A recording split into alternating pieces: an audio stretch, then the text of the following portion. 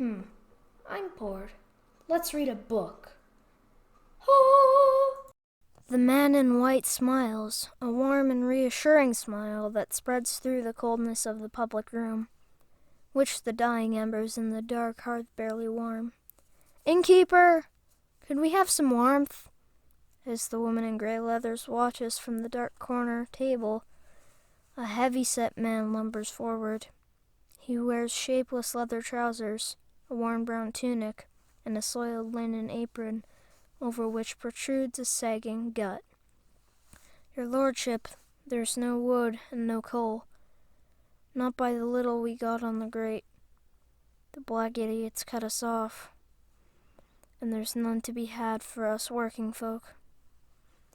A hissing whisper of agreement wafts across the scattering of men and the few women who huddle at the tables closer to the near-dead embers on the hearth. "Bring me some stones, then." "Stones?" "Yes, stones. You wish to warm your inn, do you not?" Confusion and hope war upon the innkeeper's face, but he retreats from the still smiling man in white, who turns to the veiled woman beside him and says something in a low enough voice that not even the hovering serving girl can catch the words. At the kitchen door, the innkeeper motions, then speaks quickly to the pregnant girl, who responds. He remains by the doorway, serving the dim and chilly room. In the shadows, the redhead in gray leans forward, and the hood of her cloak slips back, revealing the clean lines of her face and the fire of her hair. A thin-faced man grins through his scraggly beard and eases from his seat toward the table where his prey awaits. His hand touches the hilt of the sharp knife at his belt. Even before he has reached the shadows, the redhead has turned toward the thin-faced man. "You look like you need a man." His voice was ingratiating. "In that case, you aren't the one." Only the dark-eyed and veiled woman who sits beside the man in white watches as the thin man edges toward the redhead. "Uppity wench, aren't you?" "No, just pointing out the obvious." Her voice was cool, detached, and her eyes go right through him. Oblivious to the confidence behind her words, he reaches for the empty chair. "I didn't invite you to join me," she observes. "Don't need no invitation." He leers and begins to sit. Her staff and foot move simultaneously. Crrr! Both chair and bearded man crash to the gritty plank floor. "Witch!" His hand reaches for the knife. Before he can reach her, she's standing, dark staff in hand. Thud, crack, thump. He pitches forward on the floor. The innkeeper lurches from his post by the kitchen door. "There will be no fighting." "You're right, there will be no fighting," declares the redhead. "When this idiot wakes up, tell him to be more careful."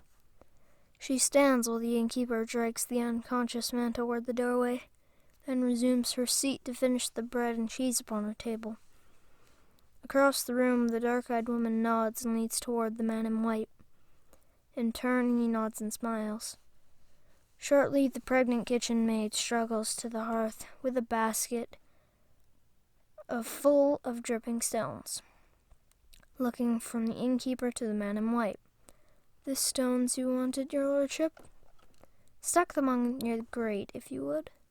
The girl complies, her eyes darting from the slender lord in white to the hulking innkeeper. "Thank you, girl. Here."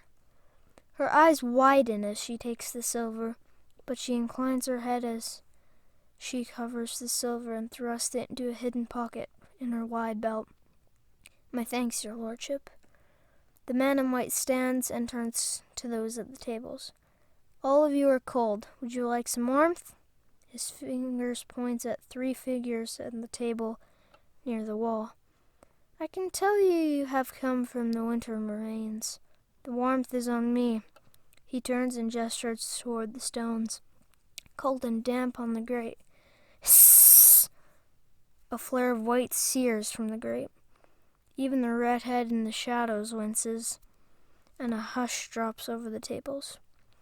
When the brightness fades, steady coals glow from the heap of coal that has appeared on the grate, and the warmth begins to radiate across the public room.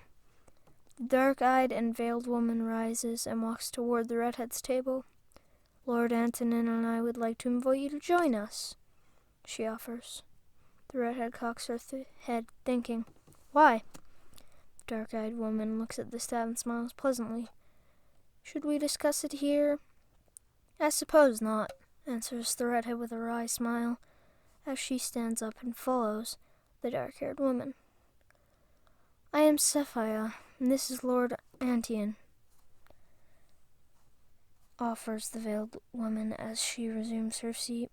"Be our guest," offers Antonin. "Why?" asks the redhead. "Why not?" he answers.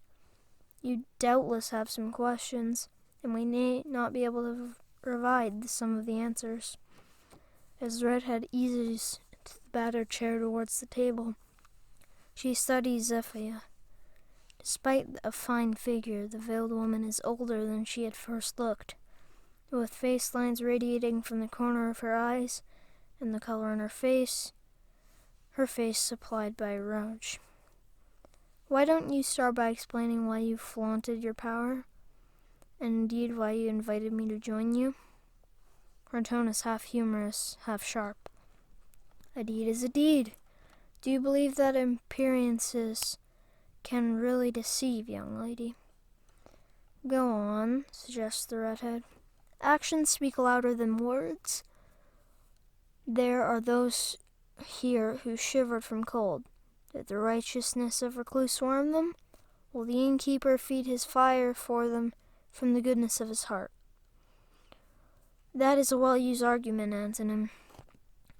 One good action does not make a man good, nor does a single wrong action make a good man evil." The outside door opens, and a gust of wet, chill air momentarily disperses the warmth from the hearth until the door closes with a thud. "Actions do speak louder than words," Antonin insists, his voice melodious. "Tell me why it is wrong to warn those who are cold." "I don't like answers that are questions. How about a straight answer?" The redhead shrugs and looks toward the back wall and door. Antonin shrugs, as if to deplore such directness, then looks her in the eye. "What use is a good thought if it does not translate into a good action?" "I'm sorry," he grins. "Let me rephrase that. The purists of the world of magic, such as the masters of Recluce, believe that the form of magic determines whether it is good or evil. They insist that the use of chaos magic to warn those who would die of cold or feed those who would starve contributes to evil. I cannot accept that reasoning. Is not a human life worth more than a label?" He shrugs again. "I ask you to think about that. Think about the beggars you saw on the cold streets outside. In the meantime, share our meal. And I have certain business with the Duke. If you are interested in working with us, I will be in High Dollar in somewhat less than an 8 day from now, at the Grand Lodge. Either meet us there or leave a message." He takes a slice of meat from the platter and nods toward the empty plate before her. "You need to see more of Kandar, and to reflect upon what you would do with your abilities. Enough of talk. Enjoy the meal." The redhead glances from Cephia to Antonin, but no glances have passed between the two, nor have any of the twisted energies that she has seen in Recluce.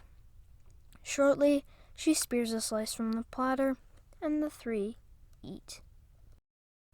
Thanks for watching. If you enjoyed this, please like, comment, and subscribe, and turn on notifications so you never miss out on any of these videos. See y'all in the next one. Goodbye!